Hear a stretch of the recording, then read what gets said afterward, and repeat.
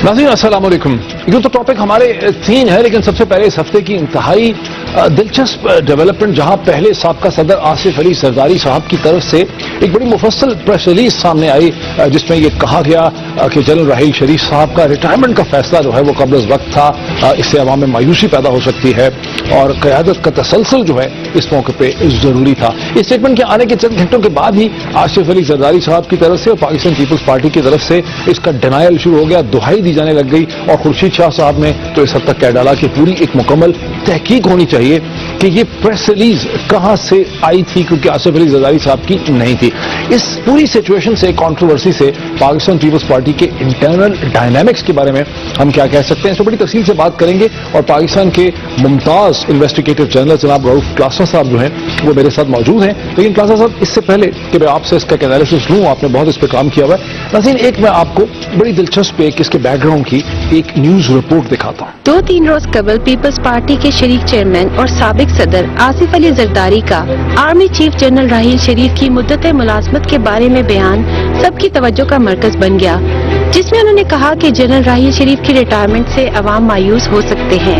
लेकिन कुछ ही देर बाद पीपल्स पार्टी की क़यादत ने आसिफ जरदारी के बयान पर कुछ यूं दुहाई दी। मैं समझता हूँ 11 साल इस पे रोशनी डालते थे। जब मुबैना बयान जो था उसकी वजाहत हम कर चुके हैं। इस तरह की स्पेकुलेटिव स्टेटमेंट्स जो होती हैं, जब जो मुबैना स्टेटमेंट्स होती हैं, उससे फायदा तो नहीं होता। बयान फरहतुल्ला बाबर साहब जारी करते हैं। अब ये कहां से हुआ है, कैसे हुआ है, let the party inquire into it. याद रहे कि ये वही आसिफ अली जरदारी हैं जिन्होंने गुज़िश्ता बरस 16 जून की तकरीर में कहा था, आपने 3 साल रहना है, उसके बाद आपने चले जाना है, हमेशा के लिए हमने रहना है, तो हमें मत तंग करो। अगर हमें तंग करने की कोशिश की तो हम आपकी भी इंसेंट बजा देंगे। ये बयान तो उन्होंने बहादुरी में दे दिया, लेकिन अब तक जरदारी साहब मुल्क से बाहर ही क़याम पजीर हैं। हत्ता कि वो मोहतरमा बेनज़ीर भुट्टो की बरसी की तकरीबात में भी शामिल नहीं हुए। जरदारी साहब के फौज मुखालिफ उस बयान के बाद पीपल्स पार्टी की क़यादत ने कुछ इस तरह ला ताल्लुकी का इजहार किया। मेरी फौज पे तनकीद कर दी, फौज पे क्या तनकीद कर दी है बाबा? हमने तो जब ज़ियाउल हक ने शहीद जुल्फ़िकार अली भुट्टो को शहीद किया था, उस वक्त भी फौज पे एतराज नहीं किया। वफाकी वजीर दाखिला चौधरी निसार ने शायराना मिजाज में इस पर तबसरा किया। मुझे एक शेर भी याद आता है कि झूठ बोला है तो उस पर कायम भी रहो ज़फ़र, आदमी को साहिब किरदार होना चाहिए। आप कह रहे हैं हम ईंट की ईंट बजा देंगे, जो फौत हो गए उनकी ईंट की बजा देंगे। एक तरफ तो आसिफ अली जरदारी के हालिया बयान पर पीपल्स पार्टी दुहाई दे रही है, तो दूसरी तरफ उस बयान के अगले ही रोज पंजाब असेंबली में पीपल्स पार्टी पंजाब के सदर मियां मंजूर भट्टो के साहबजादे और पीपल्स पार्टी के मेंबर सूबाई असेंबली खुर्रम भट्टो ने आर्मी चीफ की मुद्दत मुलाजमत में तोसी के लिए एक करारदाद जमा करवा दी। ये मुतालबा किया गया है कि जनरल राहील शरीफ साहब chief of the army staff जो हैं, उनकी एक्सटेंशन के लिए ये हाउस जो है उसकी भरपूर तरीके से हमायत और इमदाद करे। माजी में पीपल्स पार्टी के रहनुमाओं ने आर्मी चीफ की मुद्दत मुलाजमत में तोसी की मुखालफत की और उनकी मुलाजमत में तोसी न लेने के फैसले को खुशाइंद करार दिया। किसी की मुद्दत मुलाजमत जो आइन के तहत या कानून के तहत हो, हम उसकी तोसी में, उसकी इजाफे में के हक में नहीं है और ना किसी को होना चाहिए। जनरल राहील शरीफ ने कमाल काम किए। ताहम अब जरदारी साहब की जानिब से जो शोशा छोड़ा गया, इस पर सवाल ये पैदा होता है कि पीपल्स पार्टी और आसिफ अली जरदारी साहब की तरफ से किसको बेवकूफ बनाया जा रहा है, अवाम को, मीडिया को या फिर? नाज़रीन, न्यूज रिपोर्ट तो आपने देखी है। मेरे साथ मौजूद हैं रऊफ क्लासा साहब, पाकिस्तान के इंतहाई मुमताज इन्वेस्टिगेटिव जर्नलिस्ट। और एक लफ्ज़ कह दूं कि रऊफ क्लासा साहब को बुलाने की वजह यह है कि सियासतदानों से हमने क्यों नहीं बात की, क्योंकि जिस भी सियासतदान से आप बात करेंगे आजकल हुकूमत के और अपोजिशन के सियासतदानों की जुबान पे एक लफ्ज़ चढ़ गया, वो कहते हैं स्पेकुलेट ना करें। हालांकि एनालिसिस जो है, कौन समझाए इन सब लोगों को, मासूम लोगों को, कि एनालिसिस स्पेकुलेशन के बगैर हो भी नहीं सकता। तो यहीं से बात को शुरू करते हैं।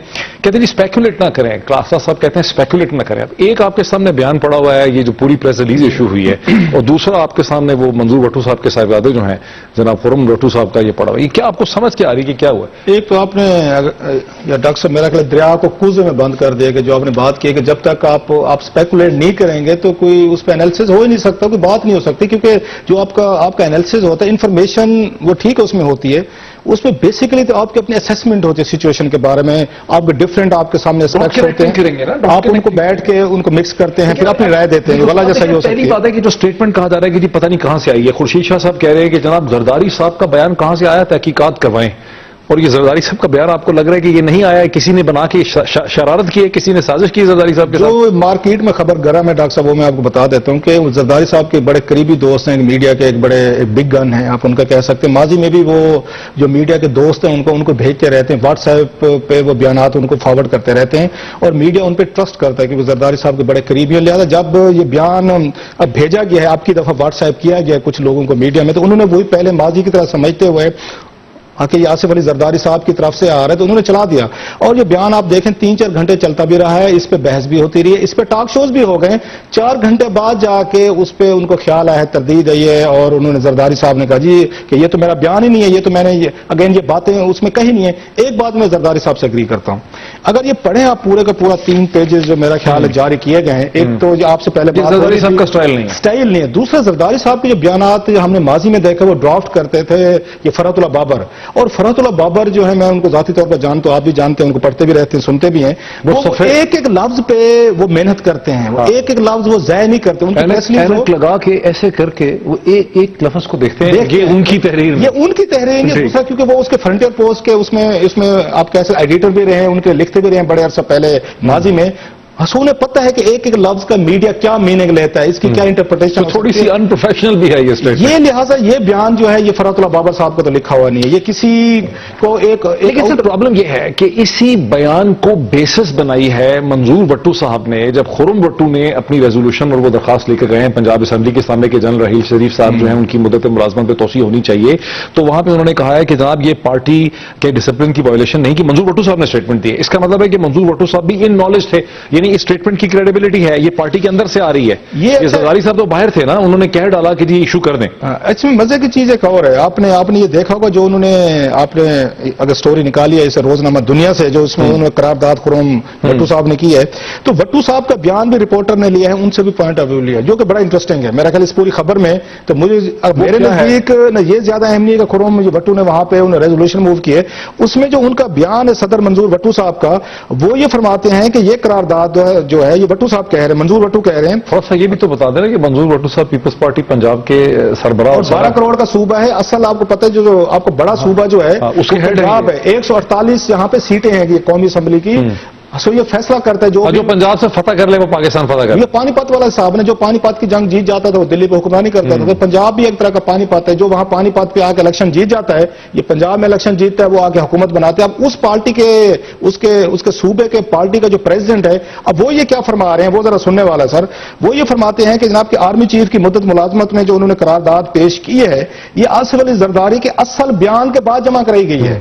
یہی تو میں کہہ رہا ہوں. اب پارٹی کا پریزیڈنٹ یہ کہہ رہا ہے پنجاب کا کہ زرداری صاحب کا جو بیان ہے وہ اصلی بیان ہے, اور اسی بنیاد اور اسی بیان کی بنیاد پہ انہوں نے ریزولوشن موو کی ہے کہ زرداری صاحب یہ چاہتے ہیں کہ آپ ان کو ایکسٹینشن دیں اور پنجاب اسمبلی اس پہ قرارداد کریں. ویسے مطلب یہ بنتا ہے اگر ویسٹرن پارلیمنٹری ڈیموکریسی سے دیکھیں کہ اگر زرداری صاحب اور خورشید شاہ صاحب اور فرحت اللہ بابر یہ کہتے ہیں کہ یہ جعلی تھی, یہ جو پریس ریلیز آئی ہے اس کی وہ نہیں, پھر میاں منظور وٹو صاحب کو اور خرم وٹو صاحب کو استعفیٰ دینا چاہیے. استعفے کا تو خیر آپ یہ ڈاکٹر صاحب کھیلنے کو چاند مانگ رہے ہیں. جس دن یہ روایات جہاں پڑ گئی کہ کوئی استعفیٰ دے, ذمہ داری قبول کرے, تو پھر اس کے بعد پاکستان جنت بن جائے گا. ایک میرے کا ریسنٹ ہسٹری میں ایک واقعہ ہوا ہے, کرپشن کی بات نہیں کر رہا میں, یہ کہہ رہا ہوں کہ دونوں میں سے ایک چیز صحیح ہوگی نا. اگر زرداری صاحب کے ایما پہ یہ اسٹیٹمنٹ نہیں ایشو کی گئی اور پنجاب کی پیپلز پارٹی کے صدر یہ کہہ رہے ہیں کہ ان کے ایما پہ کی گئی ہے, تو پھر ان کو ریزائن کرنا چاہیے. سر یہ تو انٹرنل ڈویژن ہے. بالکل صحیح کہہ رہے ہیں, لیکن میں کہہ رہا ہوں صرف آپ کا سمپلی پچھلے چند دنوں میں ایک واقعہ ہوا جو پاکستانی میڈیا نے اس کو میرا خیال ہائی لائٹ نہیں کیا, جو ذمہ داری اپنی کسی نے قبول کر کے استعفیٰ دیا ہو. یہ جو ایم ڈی آپ کے پی ٹی اس کے تھے, اس کے پی اے کے تھے, ناصر صاحب ہے میرا خیال, ناصر جعفر صاحب, یہ انہوں نے عزت والا کام کیا. جو کچھ واقعہ ہوا وہاں پہ کلنگز ہوئی, حکومت کے لوگ کیا کہہ رہے ہیں, حکومت بیوقوف, اس لیے بیوقوف ہے کہ ان کے اندر ایک ذمہ داری کا ایک ایلیمنٹ آیا. حکومتوں پہ اگر آ کے بوجھ پڑنے شروع ہو گئے کہ لوگوں نے اگر استعفے دینے شروع کر دیے, تو کل کو تو ٹاپ پہ بھی آپ پاکستانی سیاست میں جو ذمہ دار ہے از ایکول ٹو بیوقوف. یہ تو اگر اس کی انٹرپریٹیشن تو یہی کی جائے گی کہ ناصر جعفر صاحب کو یہ کہا جاتا ہے کہ یہ بیوقوف ہیں, वो एमडी लगे बैठे थे, मर गए लोग, उनका कौन सा इसमें हाथ था? कोई जज्बाती है, वो जज्बाती फायरिंग के आर्डर उन्होंने तो नहीं किए थे, लेकिन एक मैं समझता हूं उन्होंने करैक्टर दिखाया है, क्लास दिखाई है कि मेरे इदारे में गलत चीजें हुई, मुझसे कुछ और कमिटमेंट की गई थी और उसका नतीजा कुछ और पीपल्स पार्टी थी। इससे क्या पता चलता है, ये क्यों, अगर ये जो सारी कंफ्यूजन हुई है, ऐसी स्टेटमेंट जैसे कि हम साबित कर चुके हैं कि आई पीपल्स पार्टी के अंदर ही है, जो मीडिया शख्सियत ने इशू किया, ज़ाहिर खुद से नहीं कर सकते थे, उनको गो अहेड मिला, उन्होंने स्टेटमेंट इशू की, फिर मीडिया का प्रेशर पड़ गया, फिर उन्होंने इसको डिनाई करना शुरू कर दिया। वजह क्या है ऐसी अजीबोगरीब स्टेटमेंट इशू? आप आए हैं आप मेरे असल सवाल पे, जिस पे हमें थोड़ी सी बहस करनी चाहिए। दो चार चीजें हैं, मैं जाती तौर पर कुछ चीजों की इन्फॉर्मेशन भी है, कुछ असेसमेंट है। जब जरदारी साहब ने ये कहा था ना कि हम अभी अपना इंट सेंट बजाएंगे, तो मेरे फिर वो बजा के बाहर चले गए, वो वापस ही नहीं आए। नहीं, इंटें लेने वो गए थे, सौदे नहीं हुए, जब इंटें मिल जाएंगी वापस आ जाएंगे। तो मेरे अपने जाती तौर पर नोटिस में कि पीपल्स पार्टी के चंद बड़े टॉप के लोगों ने जीएचक्यू से राब्ता किया था कि जरदारी साहब के बयान को उन्होंने क्लैरिफाई करने की कोशिश भी की, उनसे रिक्वेस्ट भी की गई थी कि जरदारी साहब से मुलाकात अगर कर ली जाए, तो जीएचक्यू ने उस पर इनकार किया था। और मैंने बकायदा जीएचक्यू में वहां पे आपको बता रहा हूं कि आईएसपीआर से बात मैंने कंफर्म भी की हुई है, उन्होंने कहा जी बिल्कुल के राब्ते भी हुए थे, मैं कहा भी किया था मुलाकात करना चाहते हैं, मिलना चाहते हैं, लेकिन उन्होंने इनको आके ऑडियंस नहीं दी। सो दबाव बढ़ गया था जब उनसे मुलाकात से इनकार किया गया है और नहीं मिले गए।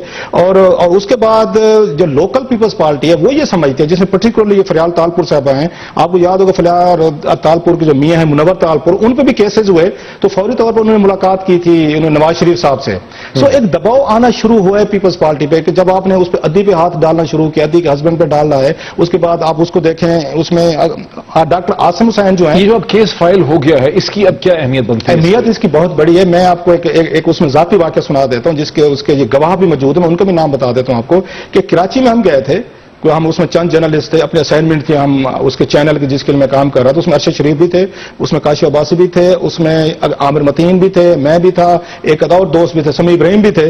तो वहां पे हमारी एक बहुत बड़े उसके आदमी से मुलाकात हुई जो लॉ एंड ऑर्डर के इश्यूज देखते हैं वहां पे, तो वो मिलना चाह रहे थे हमसे कि इस्लामाबाद मामला का मतलब पता है, उन्हें पता है सारी चीजें, उनको नोटिस में उनको पता चला कि इस्लामाबाद से कुछ चंद सहाफी है, तो उन्होंने आके एक रिक्वेस्ट की मैं मिलना चाहता हूं, तो मिले, खैर मुलाकात हुई कराची के इश्यूज पे। तो दो तीन उनसे पॉइंटेड उसमें क्वेश्चन किए गए थे। उनमें एक सवाल जो मैंने किया था, मुझे आज तक याद है, और इसी से रिलेटेड था, मैंने उनसे दो सवाल पूछे। एक तो मैंने पूछा जनाब कि उनका शर्जील मेमन के हवाले से कहा जाता है, उस अखबारात में खबरें आती हैं, कभी टीवी पे वो डिनाई करते हैं कि उनकी बेसमेंट से 2 करोड़ रुपए का कैश मिला था, ये ट्रू है या ये गलत बात है? उन्होंने कहा जनाब ये सच बात है, बिल्कुल मिला था कैश, वो भी वापस नहीं आए। एक चीज मैं अब उनको कोट कर रहा हूं। जरदारी साहब का क्या पूछा आपने? हमने जरदारी साहब की बात की, दूसरी बात पूछी जो मेरा उस पर सवाल था, मैं कि मुझे एक बात समझाएं, अगर डॉक्टर आसिम के आप पिछले 2 घंटे से हमें समझा रहे हैं कि डॉक्टर आसिम ने ये भी किया, वो भी किया, फलां भी किया, पैसे बनाए, रेफरेंसेज उन्होंने उस वक्त बताया था, मैं आपको चीजें भेज रहे हैं, तो ये तो बगैर उसमें कहीं ना कहीं लिंक तो आसिफ अली जरदारी साहब का जरूर आता होगा। अगर आसिम इतना आपके नजदीक अगर वो अहम है, इतनी करप्शन उसने की है, तो जरदारी साहब तो कहीं ना कहीं आगे फीचर करते होंगे, जी बिल्कुल करते हैं। तो मैं सर अगर फिर उस पर आसिम पे आपने हाथ डाला है, आप खुद कह रहे हैं कि आसिफ अली जरदारी साहब के लिंक्स हैं और बहुत सारी चीजों से मिल रही हैं, तो व्हाट अबाउट आसिफ अली जरदारी? उन्होंने पता बड़ा एक अजीब समझे जवाब दिया, उन्होंने 6 महीने इंतजार करें इसके लिए। 3 महीने हो गए, 3 महीने हो गए, मतलब उनका 6 महीने का ये था कि 6 महीने बाद शायद हम हाथ डालें, ये उनका कहना था, ये मैं नहीं कह रहा। और मैं गवाह आपको 4 मैंने जर्नलिस्ट वाइंडिंग इट अप। अब अगर नए मिलिट्री चीफ आते हैं, जैसे कि ज़ाहिर राहील शरीफ रिटायरमेंट हो रही है, तो उससे क्या आसिफ अली जरदारी साहब को रिलीफ मिल पाएगी इस पूरी सूरत हाल से? मुश्किल है सर। एक चीज मेरा समझने की जरूरत है पॉलिटिकल एलीट को, कि जनरल रहील और अगर जो ये हूं या ना हूं, मैं समझता हूं कि इससे पॉलिसी पे फर्क नहीं पड़ेगा। रीजन, जनरल रहील ने पिछले 3 साल में अपनी कोर टीम बनाई है, जो कोर कमांडर्स का उनका अपनी टीम है, वो जो भी फैसले कर रहे हैं, जो उनके साथ मेरा ख्याल है उनकी टीम बैठी है, फैसलों में हिमायत कर रही है, वो कंसेंसस है, वो चले भी जाते हैं। जो पहले टॉप के 3 जनरल्स हैं, जो आपने उनमें से किसी एक को पिक करना है एक नए आर्मी चीफ के तौर पर, वो ऑलरेडी आप कह सकते उस पॉलिसी को लेकर आगे चलेंगे। और दूसरा आर्मी के पास, जो मेरा ख्याल है, आई में भी रंग, वो चीजें बदल भी जाती हैं बाज़ दफा, अब इनके पास ऑप्शन नहीं रहेगा चीजों को रिवर्स करने का, क्योंकि पाकिस्तानी मीडिया एक्टिव है, सिविल सोसाइटी एक्टिव है, लोग देख रहे हैं। वो दौर चले गए कि 3 अखबारात होते थे, रिपोर्ट करते थे, हमें मिसकोट किया गया, नहीं जी हम गलत कह रहे थे। अब उसमें आसिम बाजवा साहब की ये कितनी प्रेस कॉन्फ्रेंस है कि नहीं जी कि हम प्रोसेस को हम अब पीछे नहीं जाने देंगे। जनरल रहील ने बहुत सारी बातें की। सो आपका नया आर्मी चीफ रहेगा, वो चीजें रिवर्स करना भी चाहेगा, वो नहीं कर सकते, तो नहीं हो सकेंगी। साहब बहुत शुक्रिया। नाज़रीन, इस बहस से आप देख सकते हैं कि ये स्टेटमेंट जो आई थी आसिफ अली जरदारी साहब की तरफ से, सर्कमस्टेंशियल एविडेंस यही लगती है कि ये पीपल्स पार्टी के अंदर से आई थी, क्रेडिबल है। जब रिएक्शन और रद्द अमल हुआ तो फिर पार्टी ने इस पर विड्रॉ किया। लेकिन जो सूरत हाल हम देख रहे हैं उसमें ऐसा लगता है कि کہ کوئی بھی ملٹری چیف ہو جو آصف علی زرداری صاحب کے مسائل یا دشواریاں ہیں وہ ختم نہیں ہو پائیں گے, اس پہ کوئی ایزی ریلیف نہیں ہوگی. ایک بریک لیتے ہیں اور بریک کے بعد دیکھتے ہیں کہ اس ہفتے جو کوارڈینیٹل ڈائلاگ ہوا ہے 4 ملکوں کے درمیان, اس کا جو راؤنڈ ہوا ہے اس کے نتیجے میں کیا امپورٹنٹ پیش رفت ہوئی ہے افغانستان اور طالبان کے حوالے سے. After the break.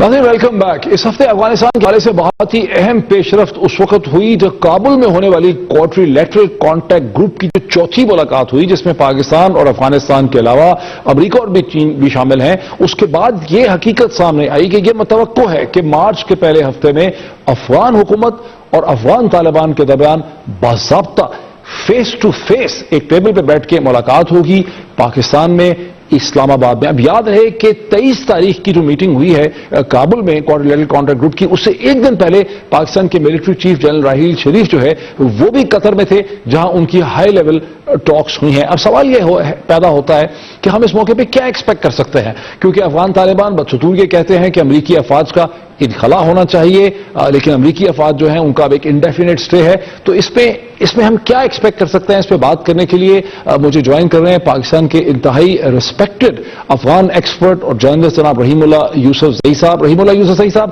السلام علیکم. وعلیکم السلام. رحیم اللہ صاحب, میں بہت ہی انٹرسٹ سے دیکھتا ہوں کہ پوری دنیا کا میڈیا اور تھنک ٹینک جو ہیں وہ افغانستان کے حوالے سے آپ کی اوپینین لیتے ہیں, آپ کو کنسلٹ کرتے ہیں, آپ کو بلایا بھی جاتا ہے دنیا بھر میں افغانستان کے حوالے سے بولنے میں. آپ کیا سمجھتے ہیں کہ ایک ایسے موقع پہ ہے تو بڑی امید افزا بات ہے کہ افغان طالبان اور حکومت میں بات چیت ہوگی اور اسلام آباد میں ہوگی, بہت یہ پازیٹو ہے, لیکن ملا منصور جو ہیں ان کی کلیئر یہ اسٹیٹمنٹ ہے کہ امریکی افواج کا انخلا اور اس کا ایک ٹائم ٹیبل ہونا چاہیے, انہیں انخلا کرنا چاہیے. اور ایسے بھی طالبان گروپ ہیں جو ملا منصور کی مخالفت کر رہے ہیں کہ ان کو بات چیت کرنی ہی نہیں چاہیے. تو اس موقع پہ ہم کیا ایکسپیکٹ کر سکتے ہیں, کس قسم کی پروگرس ہو پائے گی پہلے ہفتے میں مارچ کے؟ دیکھیں, میرے خیال میں یہ ایک بڑی اچیومنٹ ہے کہ بالآخر بات چیت ہونے جا رہی ہے. اگر یہ اعلان کر دیا گیا ہے, اور یہ 2 بار اعلان ہوا ہے, پہلے جب تیسری میٹنگ اس گروپ کی اسلام آباد میں ہوئی تو یہ کہا گیا کہ فروری کے آخر میں امید ہے بات چیت شروع ہو جائے گی. اب کابل میں جو میٹنگ ہوئی اس کے بعد کہا گیا کہ مارچ کے پہلے ہفتے میں. تو میرے خیال میں طالبان کے کچھ کم از کم جو گروپ ہیں ان سے بات ہو گئی ہے اور ان میں سے کچھ لوگ راضی ہو گئے ہیں, اسی لیے اتنا بڑا اعلان کیا ہے. اب یہ ہے کہ کون آئے گا, کون بات کرے گا, یہ ہمیں آگے جا کر دیکھنا ہوگا. آج ہی ہم سن رہے ہیں کابل سے اس طرح کی باتیں نکل رہی ہیں کہ افغان حکومت نے پاکستان سے کہا ہے کہ یہ 10 بڑے اہم لوگ ہیں طالبان کے, ان کو مذاکرات کی میز پر لایا جائے. اب اگر یہ ان کی شرط ہے, اس میں مختلف نام ہیں, سارے اہم لوگ ہیں, شورا کے رکن ہیں, ملا اختر منصور کے گروپ کے لوگ بھی ہیں, ملا رسول کے گروپ کے لوگ بھی ہیں. لیکن میرے خیال میں یہ فیصلہ تو طالبان نے کرنا ہے کہ کون ان کی نمائندگی کرے گا, وہ اکٹھے آئیں گے یا وہ 2 گروپوں کی شکل میں آئیں گے. تو افغان حکومت سے بھی طالبان نہیں کہہ سکتے کہ ان کی مرضی کے لوگ افغان حکومت ان مذاکرات میں شامل کرے گی. میرے خیال میں دونوں کو اپنا فیصلہ کرنا ہے, شرائط کے بغیر یہ بات چیت. اس میں ایک آپ کی تو بڑی گہری نظر ہے ان معاملات میں, آپ سے بہتر کوئی نہیں شاید اس کو سمجھتا ہوگا. جب پریزیڈنٹ اوباما نے یہ فیصلہ کیا کہ امریکن افواج جو ہیں اب ایک غیر معینہ مدت تک افغانستان میں ٹھہر سکتی ہیں, اور ہم یہ دیکھتے ہیں کہ ازبک اور تاجک جو لیڈرشپ ہے, جو ڈیسیجن میکنگ ایلیٹ ہے, وہ بھی چاہتی ہے کہ وہ ٹھہریں. اس پہ بھی بہت لٹریچر ہے کہ وہاں کرپشن بھی بڑی ہے, وہ چاہتے ہیں کہ امریکہ کی انگیجمنٹ رہے. پھر ہم دیکھتے ہیں کہ بھارت جو ہے وہ چاہتا ہے کہ اس کا اثر و رسوخ رہے, اور بھارت کا بہت اثر و رسوخ ہے افغان انٹیلیجنس NDS کے اوپر, اور وہ چاہتے ہیں, بھارت اور NDS دونوں یہ چاہتے ہیں کہ امریکہ جو ہے وہ وہاں سے نہ نکلے, اس کا مکمل انخلا نہ ہو. طالبان یہ چاہتے ہیں کہ امریکہ کا انخلا ہو, اس کا ایک ٹائم ٹیبل ہو. تو طالبان کی جو منیمم ایکسپیکٹیشن ہے امریکہ سے, وہ کیا چاہیں گے کہ امریکہ کیا جیسچر کرے جس سے کہ طالبان کو لگے گا کہ ٹرسٹ ہے؟ لیکن طالبان اب بھی یہ سمجھتے ہیں کہ سارے اہم فیصلے امریکہ نے کرنے ہیں, اس لیے وہ بار بار کہتے رہے ہیں کہ امریکہ سے بات کریں گے, افغان حکومت سے بات نہیں کریں گے. وہ سمجھتے ہیں کہ افغان حکومت بے بس ہے, اس لیے امریکہ سے بات کرنی چاہیے. طالبان کی جو آپ سمجھ لیں وش لسٹ ہے, جو خواہشات ہیں, اس میں 2 بڑی خواہشیں ہیں. ایک تو یہ کہ ساری غیر ملکی فوجیں نکل جائیں، دوسری یہ کہ افغانستان میں ایک شرعی نظام قائم کیا جائے، کہ 4 ان کی چھوٹی خواہشات ہیں جس کا ذکر قطر میں پگواش کی کانفرنس میں بھی ہوا، وہ یہ ہے کہ ان کے قیدیوں کو گوانتانامو سے رہا کیا جائے، جو وہاں پہ UN سیکیورٹی کونسل کی بلیک لسٹ ہے اس میں سے طالبان رہنماؤں کے نام نکالے جائیں، ان کے اوپر پابندیاں ختم کی جائیں۔ 2 اور خواہشات ہیں، ایک تو یہ کہ قطر میں طالبان کا رسمی ایک فارمل دفتر قائم کیا جائے، جو پہلے قائم ہوا تھا پھر بند کر دیا گیا تھا، ابھی ان کا غیر رسمی دفتر قطر میں موجود ہے، اور ایک یہ کہ افغان حکومت طالبان کے خلاف منفی پروپیگنڈے کو روک دے۔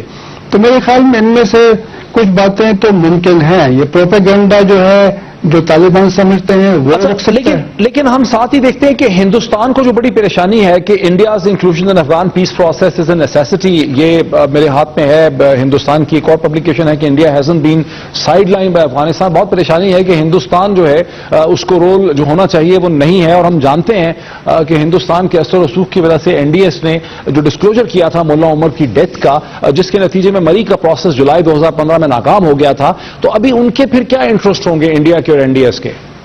دیکھیں، جو ہم ذکر کرتے ہیں کہ کچھ سپوائلرز ہیں جو نہیں چاہیں گے کہ بات چیت شروع ہو یا بات چیت میں پیش رفت ہو، اس میں تو کچھ نان اسٹیٹ ایکٹرز ہیں، ظاہر ہے القاعدہ نہیں چاہے گی، TTP نہیں چاہے گی، داعش والے نہیں چاہیں گے کہ مذاکرات ہوں، لیکن اس کے علاوہ کچھ اس میں ملک بھی شامل ہیں اور ان میں انڈیا سر فہرست ہے۔ انڈیا کا یہ گلہ ہے کہ اشرف غنی نے 2 بار پاکستان کو لیڈنگ رول دیا اور انڈیا کو پیچھے دھکیل دیا، حالانکہ اس سے پہلے حامد کرزئی نے انڈیا کو لیڈنگ رول دیا ہوا تھا، تو وہ نہیں چاہیں گے کہ پاکستان کے ذریعے معاملات طے ہو جائیں۔ انڈیا کی یہ خواہش ہے کہ انڈیا کو بھی افغانستان کے حوالے سے ایک اہم کردار دیا جائے۔ حامد کرزئی نے کہا ہے، کچھ افغان حکام نے کہا ہے کہ انڈیا، ایران اور رشیا کو بھی اس گروپ میں شامل کرنا چاہیے، لیکن آپ کو پتا ہے کہ اگر یہ شامل ہوں گے تو معاملات مزید پیچیدہ ہو جائیں گے، بات پھر آگے نہیں بڑھے گی۔ لیکن چین جو ہے وہ اس کا باضابطہ کوآرڈینیٹر کانٹیکٹ گروپ کا باضابطہ حصہ ہے امریکا کے ساتھ، اور افغانستان اور طالبان کو جو ریزرویشنز یا خدشات یا خطرات ہیں ان کو حل کرنے میں چین کس حد تک معاون ہو سکتا ہے، ہیلپ فل ہو سکتا ہے؟ دیکھیں، چین کا ایک بڑا میرے خیال میں پازیٹو کردار ہے، اس کی کوئی فوجی موجودگی افغانستان میں نہیں ہے، اس نے کافی سرمایہ کاری کی ہے، اس کے افغان حکومت سے بڑے اچھے تعلقات ہیں، افغان حکومت کی خواہش ہے کہ چین مزید سرمایہ کاری کرے۔ چین کے اور طالبان کے تعلقات کبھی نہیں ٹوٹے، حالانکہ طالبان حکومت میں نہیں ہے لیکن چین کا اب بھی ان سے رابطہ ہے، اور میں سمجھتا ہوں کہ چین کی چونکہ پاکستان سے بڑی دوستی ہے، طالبان بھی چین سے اچھی توقعات رکھتے ہیں، تو چین کا کردار تو بہت ہی اہم ہے۔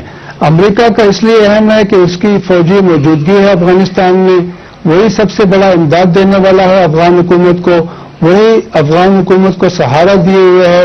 اب بھی آپ دیکھیں قندوز میں اور ہلمند میں جو جنگیں ہوئی ہیں وہاں پھر سے امریکی فوجی کارروائی ہوئی ہے، ان کے خصوصی فوجی کمانڈوز ڈرون وہاں پہنچے ہیں۔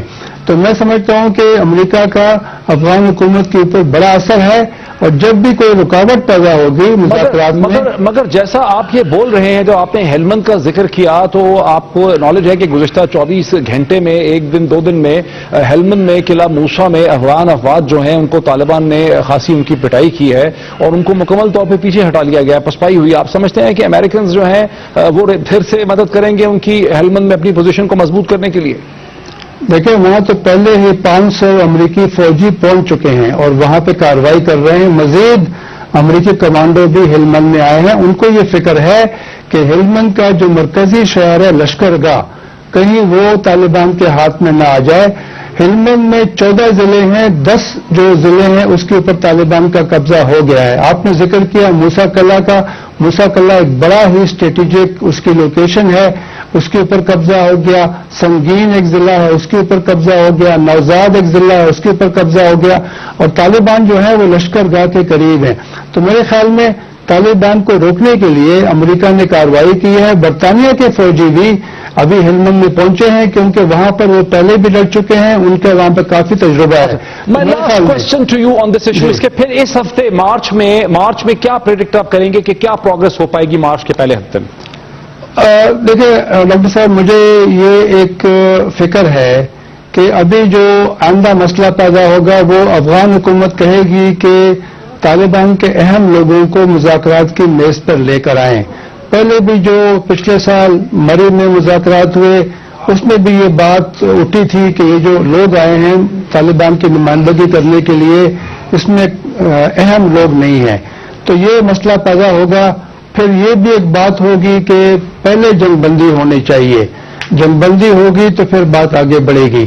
تو افغان حکومت کو یہ تشویش ہے کہ طالبان ہر سال جو موسم بہار میں اپنی نئی جنگی کیمپین شروع کرتے ہیں, اعلان کرتے ہیں, اس کو روکا جائے. تو یہ ساری کوششیں ہوں گی اور میرے خیال میں اگر یہ باتیں سامنے آئیں گی خاصی پیچیدگیاں جو ہیں وہ اس میں ہوں گی. رحیم اللہ یوسفزئی صاحب بہت شکریہ. ایک بریک لیتے ہیں, بریک کے بعد دیکھتے ہیں کہ کرائم انیکٹمنٹ پروگرام جس کے خلاف جو پنجاب اسمبلی میں بہت ہی متفقہ طور پر ایک قرارداد سامنے آئی ہے اس کی اہمیت کیا ہے. After the break.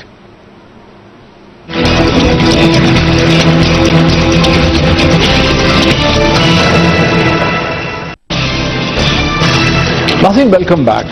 اس ہفتے پاکستانی میڈیا کے اعتبار سے بہت ہی اہم اور پاکستانی سیاست کے اعتبار سے بہت ہی دلچسپ ڈیولپمنٹ اس وقت ہوئی جب پنجاب اسمبلی نے متفقہ طور پر, یعنی اپوزیشن اور حکومت نے متفقہ طور پر ٹوٹل یونانیمٹی سے ایک ایسی قرارداد منظور کی جس میں یہ مطالبہ کیا گیا کہ پاکستانی ٹیلی ویژن پہ میڈیا میں جو کرائم انیکٹمنٹ شو دکھائے جاتے ہیں ڈرامائی انداز سے انہیں بین کیا جائے. وفاقی حکومت کو اس کی ریکمنڈیشن بھی بھیجی گئی. محترمہ عظمیٰ بخاری صاحبہ جو کہ standing committee law and parliamentary affairs کی کو ہیڈ بھی کرتی ہیں, خود وکیل بھی ہیں اور پنجاب اسمبلی کی ممبر ہیں, وہ میرے ساتھ ہیں. لیکن اس سے پہلے کہ میں عظمیٰ بخاری صاحبہ سے بات کروں, ہم آپ کو ایک مختصر رپورٹ دکھاتے ہیں. 3 روز قبل پنجاب اسمبلی میں حکومت اور اپوزیشن نے جرائم کو گلیمرائز کرنے اور جرائم کے مقدمات کو ڈرامائی انداز میں دکھانے کے خلاف اتحاد کا مظاہرہ کرتے ہوئے اس کے خلاف قرارداد منظور کر لی. قرارداد حکومتی رکن عظمیٰ بخاری نے پیش کی جس میں انہوں نے موقف اختیار کیا کہ قرارداد اس لیے پیش کی کہ ٹی وی چینلز پر جرائم پر مبنی ڈراموں سے معاشرے میں بگاڑ پیدا ہو رہا ہے. ایسا انوویٹو آئیڈیا جو ہے وہ شیئر کیا جا رہا ہے, دنیا کو اویئرنیس دی جا رہی ہے کہ قتل اب اس طرح سے بھی ہوتا ہے, زہر آپ اس طرح سے بھی دے سکتے ہیں. سو یہ انوانٹیڈ اویئرنیس ہے جو میرا خیال ہے کہ معاشرے میں بگاڑ پیدا کر رہی ہے. ارکان پنجاب اسمبلی کے مطابق جرم کرنے والوں کی سرزنش ہونی چاہیے مگر ان کو ہیرو بنا کر پیش کیا جاتا ہے. ٹی وی چینلز کو چاہیے کہ اخلاقی سبق سامنے لائیں, جو جرم کرتا ہے اس کا انجام کیا ہوتا ہے. جس طرح سے پیش کیا جا رہا تھا اس کا خاص طور پر معاشرے کے جو ضعیف اعتقاد لوگ ہیں اور جو معصوم بچے ہیں ان کے ذہن پر بہت ہی غلط اثرات ہیں, کیونکہ وہ بچے یہ سمجھتے ہیں کہ جو چیز وہ دیکھ رہے ہیں وہ حقائق کے بالکل قریب ہے اور اس کا امپیکٹ وہ ویسے ہی لیتے ہیں. جس طرح کے پروگرام دکھائے جاتے ہیں معصوم بچوں کے ذہنوں پر منفی اثرات مرتب کرتے ہیں. عوامی تحریک کے وکیل اشتیاق چودھری نے لاہور ہائی کورٹ میں درخواست دائر کی جس میں انہوں نے کہا کہ ڈرامائی انداز سے پیش کیے جانے والے پروگرام دن بہ دن سوسائٹی میں تشدد کا باعث بن رہے ہیں. کرائم شو کے اینکر علی رضا کا کہنا ہے ہم وہی دکھاتے ہیں جو معاشرے میں ہو رہا ہے, ہم سچ کو ایمانداری کے ساتھ دکھاتے ہیں. ایسی پابندیوں کی وجہ سے کیا پھر ہم سچ دکھانا چھوڑ دیں؟ خاص طور پر نوجوان نسل میں اس طرح کے پروگراموں سے ان کے اندر بہت زیادہ منفی رجحان کو پروان چڑھ رہا ہے. اس طرح کے پروگرام معاشرے کی اصلاح ہونے کی بجائے مزید بگاڑ کا سبب بن رہے ہیں. پنجاب اسمبلی کا یہ اقدام قابل تحسین اور قابل ستائش ہے. وفاقی حکومت اور پیمرا کو بھی اس کا نوٹس لینا چاہیے.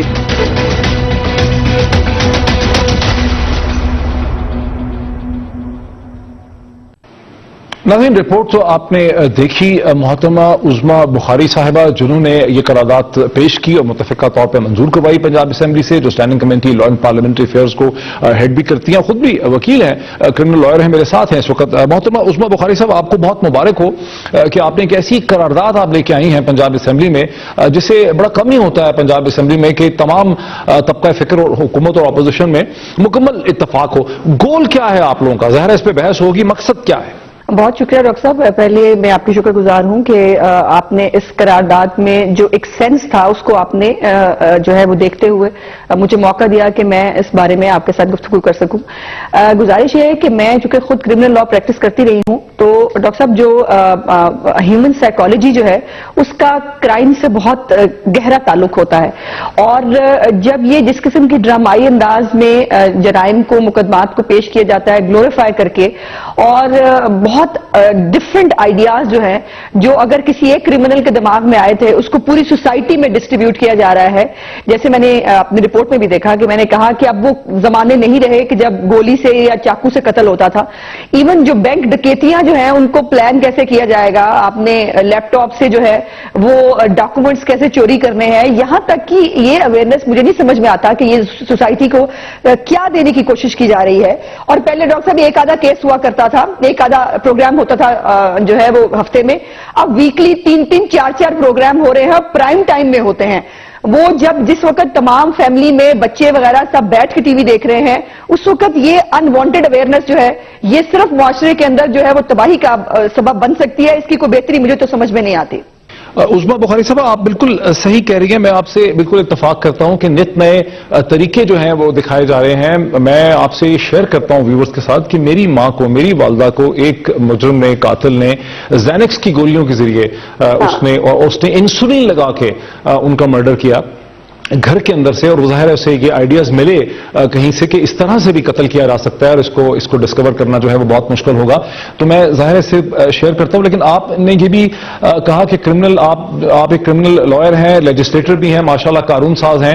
اس کے راستے میں جو قانونی پیچیدگیاں ہیں وہ بھی آپ کے سامنے ہوں گی کہ بہت سے ٹیلی ویژن چینلز آپ کہہ رہی ہیں ہفتے میں 3-3 دفعہ, یہاں یہ صورتحال ہو گئی ہے کہ ایک کم از کم ٹیلی ویژن چینل تو ایسا ہے جو میں نے سنا ہے کہ دن میں 3-4 دفعہ ڈفرنٹ قسم کے کرائم شوز بھی ہوتے ہیں وہ پروگرام, جی ریپیٹ بھی ہو رہے ہیں, وہ دکھا رہے ہیں. تو ان کا جو ریونیو ہے وہ اس کے اوپر ڈیپینڈنٹ ہے. تو کس طرح سے آپ چلیں گی کہ ظاہر ہے بھی مسئلہ وفاقی حکومت کا ہے, پیمرا کا ہے, تو کیسے کنسنسس آپ لوگ بلڈ اپ کریں گے نیشنل اسمبلی کے اندر اور پیمرا تک؟ دیکھیے ڈاکٹر صاحب, ہم پنجاب حکومت یا پنجاب اسمبلی کا پریویو اتنا تھا جتنا ہم نے کرنے کی کوشش کی, لیکن میں اس میں آپ کو ضرور بتانا چاہتی ہوں کہ پیمرا آلریڈی یہ نوٹسز دے چکا ہے چینلز کو کہ یہ پرائم ٹائم میں کم از کم یہ پروگرام جو ہے یہ نشر نہیں ہونے چاہیے. یہ پیمرا کے نوٹس میں ہے یہ چیز اور وہ دیکھی جا رہی ہے.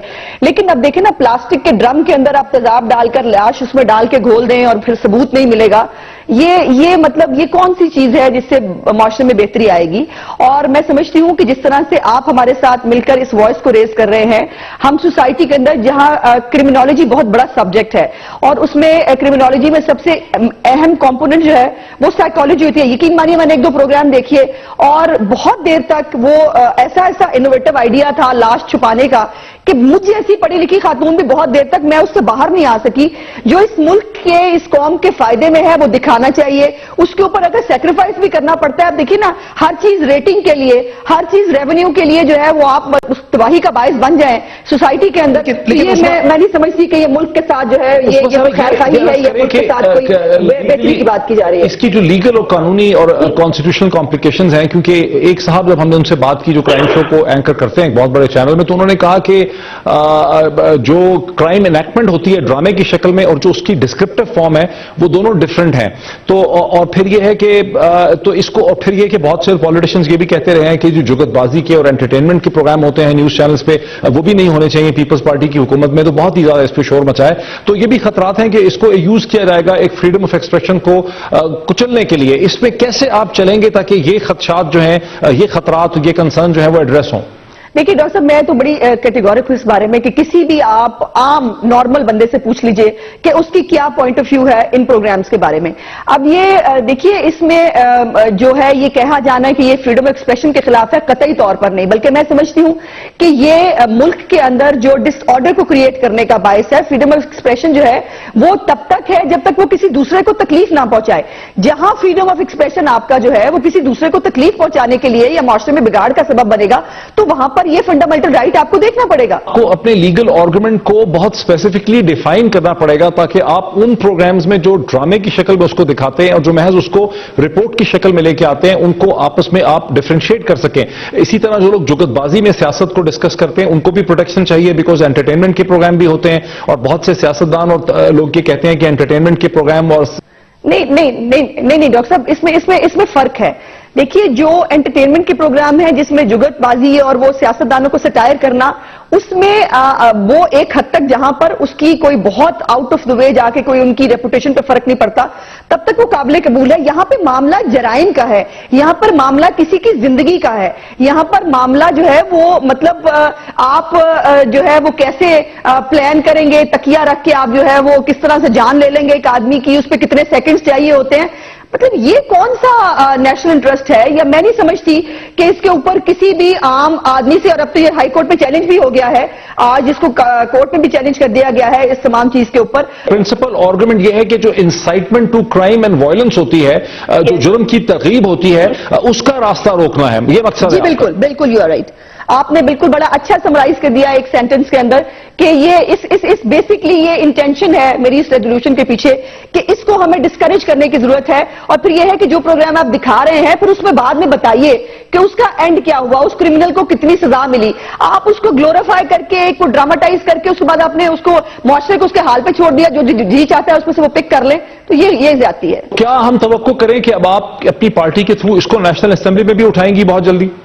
جی یقیناً. اور میں یہ نیشنل جو ہمارا یہ پروسیس ہوتا ہے کہ ابھی پنجاب اسمبلی یونینیمسلی جو ریزولوشن پاس ہوتی ہے اس کو جو جتنے بھی ڈپارٹمنٹس ہیں، خاص طور پہ جو ہماری جو اطلاعات و نشریات کی وزارت ہے اس کو بھی بھیجیں گے اور یہ نیشنل اسمبلی کے پاس بھی جائے گی. اور میں اپنی پارٹی کے اندر بھی اس کے اوپر بات کر رہی ہوں اور بہت مجھے اچھا فیڈ بیک آیا ہے پارٹی کی طرف سے بھی کہ جہاں ہم ٹیررزم کی اور اس وائلنس کے خلاف جو ہے وہ ایک کیمپین لڑ رہے ہیں، ایک جنگ لڑ رہے ہیں اپنے ملک کے اندر ٹیررزم کے خلاف، وہاں پر اس قسم کے کیسز جو ہیں جو انکانشیسلی میں کہتی ہوں کہ جو ٹیررزم کو فروغ دے رہے ہیں یا وائلنس کو فروغ دے رہے ہیں، اس کو دیکھا جانے کی ضرورت ہے. اس کو دیکھنا اور کنٹرول کرنا بھی بہت ضروری ہے. عظمیٰ بخاری صاحبہ بہت شکریہ. ناظرین آپ نے ہماری بحث دیکھی اس حوالے سے. آج اتنا ہی، کل پھر آپ سے ملاقات.